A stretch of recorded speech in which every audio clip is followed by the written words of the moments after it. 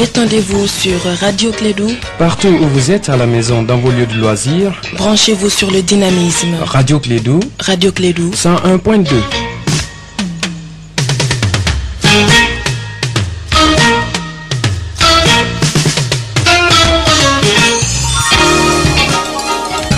Les sports, les infos, la musique, l'actualité, le tout amusé et servi à chaud pour vous sur Radio Clédou.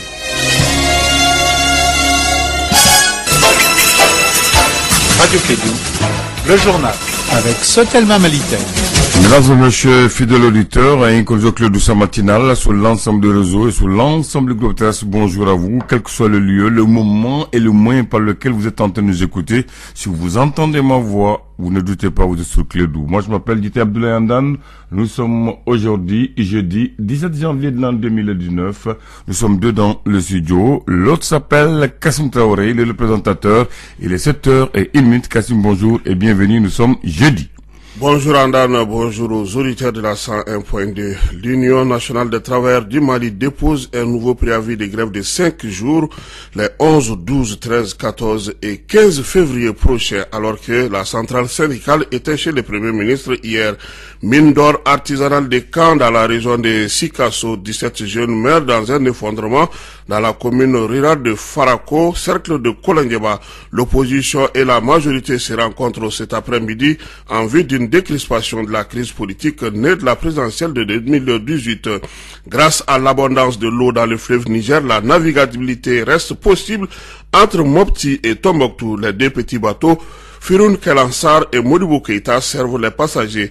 En passe, Lassana Kone, chef d'escale de la Comanave à Tombouctou, sera notre invité.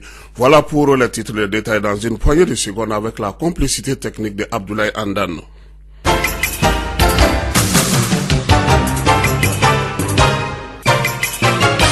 Merci de renouveler votre confiance en la 101.2 pour améliorer les conditions de travail des femmes dans la région de Mopti. La sécurité sera renforcée. C'est pour cela que l'aménagement a construit 5 checkpoints dans la région de Mopti. Il a coûté 185 millions de francs CFA. C'est à l'entrée de Mopti même, à Barbé, qu'a eu lieu la cérémonie de remise de ces checkpoints. Les impressions de certains participants à la cérémonie. Ça va assurer votre capacité de faire des contrôles sur les véhicules. Mais c'est parce que les contrôles, ils sont si essentiels pour moi comme commandeur pour aider les forces de défense et de sécurité maliennes. À travers ce projet, l'aménagement va contribuer ainsi à l'amélioration de la situation sécuritaire dans la région de Mopti et renforcer davantage la protection des civils. Soyez sûr que les checkpoints que vous avez mis à notre disposition seront utilisés de la façon la plus efficiente possible en y accordant une attention particulière en termes d'amélioration, en termes d'entretien, en termes de menaces. La cartographie des conflits au Mali a été remise au ministère de la Cohésion sociale, de la paix et de la réconciliation. Ces cartes ont été remises par l'Union européenne. Il s'agit de la cartographie des conflits, celle des acteurs et du manuel sur la formation au civisme. Ces documents ont coûté, disons, 141 millions de francs CFA. La cérémonie de remise a eu lieu au niveau du ministère de la Cohésion sociale, de la paix et de la réconciliation. Écoutons respectivement Ataer Ak Iknan, secrétaire général du ministère de la réconciliation, et Gesner Streiber, chef de la coopération de l'UE au Mali. Vont servir à plusieurs niveaux. Nous avons d'abord une cartographie des conflits au niveau de chaque région, les régions citées. Donc ça permet à n'importe quel intervenant de comprendre quelle est la nature des conflits locaux. Parce que tant qu'on ne diagnostique pas la maladie, c'est difficile d'y remédier. Donc avec cet outil, déjà on a un premier diagnostic local des conflits. Ça c'est très important aussi bien pour les usagers que pour les intervenants locaux. Ensuite, on a un autre outil aussi qui est destiné, qui traite du civisme et de la citoyenneté. Ensuite, le dernier outil, c'est la cartographie des acteurs. Cet outil permet justement d'avoir une vision globale des acteurs qui interviennent dans le processus de paix. Les documents, c'est à partir de ces jours qu'ils vont être officiellement dans les circuits. Voilà, donc ils seront mis à la disposition de tous les acteurs qui interviennent dans les domaines. Et la réconciliation nationale, donc c'est un financement assez assez important de plus de 2 millions d'euros qui a été mis à la disposition du ministère. Et le ministère met en œuvre ce programme. Et c'est dans le cadre de cette mise en œuvre qu'aujourd'hui, nous avons national et du retour vers la paix.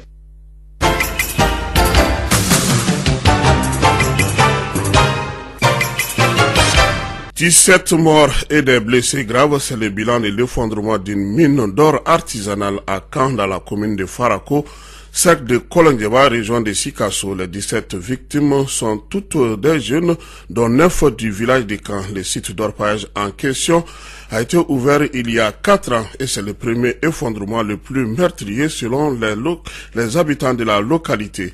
La réunion du bureau exécutif central de l'UNTEM a proposé un nouveau préavis de grève qui sera déposé ce matin sur la table du ministre de la fonction publique du travail chargé des relations avec les institutions. Ce nouveau préavis est de 5 jours et ira du 11 au 15 février prochain. Il est à noter qu'avant ce préavis, la centrale syndicale avait rencontré le Premier ministre, mais malgré tout, les syndicalistes ont décidé de passer par la voie normale afin d'aboutir à la satisfaction des doléances de leurs adhérents.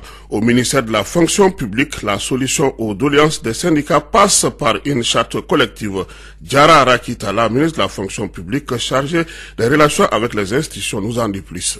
La centrale doit porter les revendications collectives. C'est ce que disent les textes et les négociations collectives doivent être assurées entre les partenaires que nous sommes, c'est-à-dire entre les centrales syndicales et le ministère du Travail. Ceci est notre rôle. Mais fort de tous ces constats, nous avons estimé que nous devons aller vers l'harmonisation de certaines choses, dont l'harmonisation des primes et indemnités. Cette étude est terminée. Revoir et harmoniser les grilles salariales, parce que là aussi, la forte demande syndicale a fait que des grilles ont été octroyées même en dehors des dispositions constitutionnelles. Et bon, elles sont devenues maintenant des droits acquis. Qu'est-ce qu'il faut faire? Il faut se mettre à table pour trouver une solution. Sinon, on va se retrouver avec une 50aine de grilles au Mali. Autant de grilles que de corps. Ou autant de grilles que de syndicats sectoriels. Et là, on va arriver à un pacte social que tout le monde devra respecter et mettre en œuvre. On va discuter de toutes ces questions et adopter une démarche comme ça a été fait dans certains pays. Aujourd'hui, nous ne pouvons pas continuer à traiter les demandes de façon isolée. Diara Rakitala, ministre de la fonction publique du travail chargé des relations avec les institutions. Face à l'interdiction d'exportation de la ferraille, le regroupement des ferrailleurs du Mali est en colère et dénonce le décret pris par la direction du commerce et de la concurrence. Ousmane Traoré, le porte-parole du regroupement des ferrailleurs du Mali. En fait, ils ont suspendu l'exportation du ferraille en disant que les industriels se plaignent qu'ils ont un manque de matières premières. Donc, après cela, on a eu à faire des visites au niveau des usines. Et ce que le gouvernement malien même a vu, c'est sans commentaire. Nous, on ne va pas vraiment dire beaucoup de choses sur ça. Consciencieusement, si eux-mêmes fassent leur rapport, la justice sera faite, quoi. Mais aujourd'hui, comment vos militants comprennent cette situation? Comment vous-même vous faites pour faire face à vos militants qui ne travaillent pas? Bon, vraiment, nos militants qui ne travaillent pas aujourd'hui sont tous là assis, découragés, en colère pour cette décision. Ils ont pris beaucoup de décisions qu'on les a suppliés déjà de ne pas manifester. Mais là où on est vraiment, nous on les a dit qu'à partir du mercredi, s'il n'y a pas eu de changement, nous on est obligé de les libérer de faire ce qu'ils veulent. Parce qu'ils pensent que nous aujourd'hui on est le gouvernement malien. Or que Dieu seul sait la vérité. On se bat nuit et jour pour ce problème.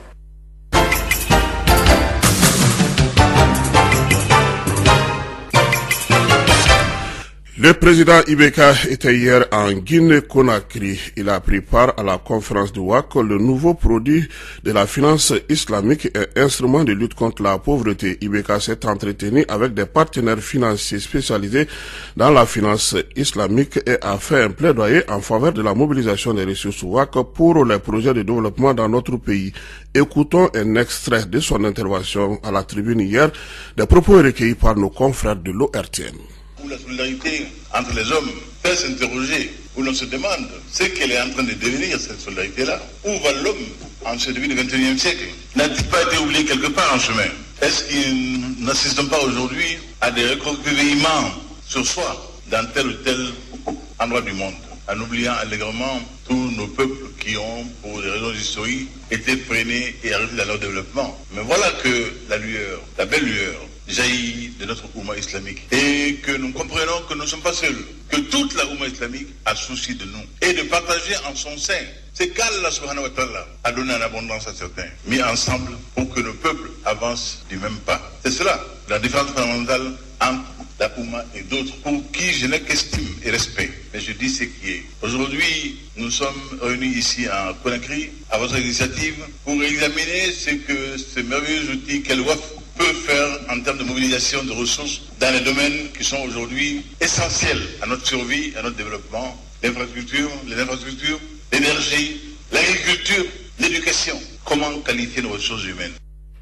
Le président Ibeka se trouve actuellement à Dakar. Il participera à la conférence internationale sur l'émergence en Afrique en vue d'une meilleure participation du secteur privé à l'économie pour une croissance forte du continent.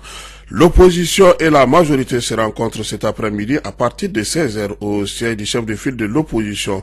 C'est là après la rencontre hier entre les RPM et l'ASMA. L'opposition et la majorité vont essayer de voir comment décrisper la crise née de la présidentielle de 2018. C'est ce qui nous conduit à la page invitée. Grâce à la crue actuelle, la navigabilité est possible. Ça veut dire qu'Ablaye Andan peut encore partir à Tombouctou s'il le veut jusqu'au mois de février prochain. C'est ce que nous a confié Lassana Kone, chef d'escale de la Comanave à Tombouctou. Vous pouvez vous présenter? Ok, je me nomme Kone Lassana, je représente le service la Comanave. Dans mon nom, je suis le chef d'escale, comme on nous appelle communément comme ça. Voilà. Comment ça se passe ici à Tombouctou avec la Comanave? Bon, ça va, mais je dirais que cette année, alhamdoulilah, nous avons constaté une augmentation en ce qui concerne des mouvements. C'est-à-dire les passagers, il y a plus de passagers, moi je dirais, cette année que l'année dernière. Voilà, je ne sais pas. Oui, mais vous avez combien de bateaux et comment ça se passe? Parce qu'on a vu qu'il y a des grands bateaux, il y a deux petits bateaux. Oui, oui. Bon, on a 3 bateaux courriers. Et il s'agit de Cancun, les bateaux Cancun, les bateaux Soumaré et les bateaux Tombouctou. Maintenant, on a 2 autres bateaux. Il y a le bateau Poussière qui est Méguétan, qui vient aussi, mais ça c'est pour transporter les fret conséquents. Donc il y a aussi le bateau pétrolier qui est présentement à Costo, qui est là-bas. Ça c'est pour les carburants. Et voilà. Bon, les grands bateaux, très généralement à Cabaret, c'est nous les accueillons les week-ends. Parce que si il y a un bateau qui quitte par exemple le mardi Koulikoro, c'est-à-dire il arrive ici le samedi probablement, bon disons le week-end, pour ne pas fausser le truc, donc les week-ends. Mais il continue sur Gao. Bon, au-delà d'ici, les bateaux ne naviguent pas nuitamment. Ça, c'est dû à l'insécurité. Donc, l'aller-retour Gao ici, ça fait aussi une semaine. C'est pourquoi les bateaux sont là pratiquement tous les week-ends. Les grands bateaux. Maintenant, les petits bateaux, on en a 2. Il y a Firoun à Garensar et puis il y a Moudou Keita. Bon, et quand même, leur départ, c'est les jeudis et les dimanches. C'est-à-dire un petit bateau quitte ici le jeudi à 10h et un autre quitte le dimanche à 10h. Pour arriver à Mopti. Pour arriver à Mopti le lendemain, 10h probablement. Mais il ne continue pas sur le Koulikoro, le petit bateau? Non, les petits bateaux ne continuent pas sur le Koulikoro. C'est sur Tombouctou, Tombouctou, Mopti seulement. Mais quelles sont les difficultés? La sécurité, c'est comment sur le fleuve? Bon, la sécurité, c'est vrai que parmi les autres moyens de transport, c'est le bateau qui est le plus sécurisé maintenant, surtout dans la zone de Tombouctou. Mais avec tout ça, parce que les bateaux sont équipés des escortes. Il y a des escortes là-bas. Mais avec tout, il y a eu quelques tentatives. Oui, tentatives. Mais bon, remercions Dieu. Peut-être qu'avec la présence des militaires, c'est qui a un peu amoindri la chose. Voilà. C'est ce qui, ça concerne le côté sécurité. Mais économiquement, pendant la crise, c'est que la Comanave gagnait. Et actuellement, est-ce qu'il y a eu un changement? Pendant la crise? Oui, pendant la crise. Avant la crise. Avant la pendant crise, la crise, il n'y avait pas de bateau. Oui. Avant la crise, est-ce qu'on peut faire une comparaison avec... Oui, bon. Est-ce qu'il y a une augmentation sur vos revenus? Je dirais oui. En fait, avant la crise, même si je n'étais que là pendant 2 ans seulement, parce que je suis venu en 2010, mais les constats que j'ai pu faire, parce qu'à cause de l'insécurité, ces mêmes insécurités, nous, il y a des passagers qui empruntent de plus la voie fluviale. Et les fret aussi sont venus par la voie fluviale.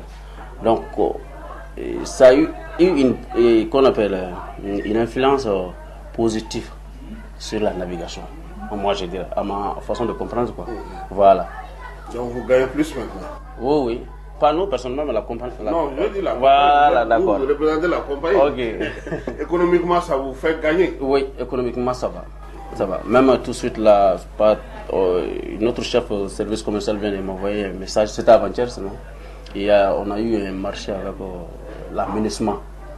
Donc, on va transporter des agents pour ici. Voilà.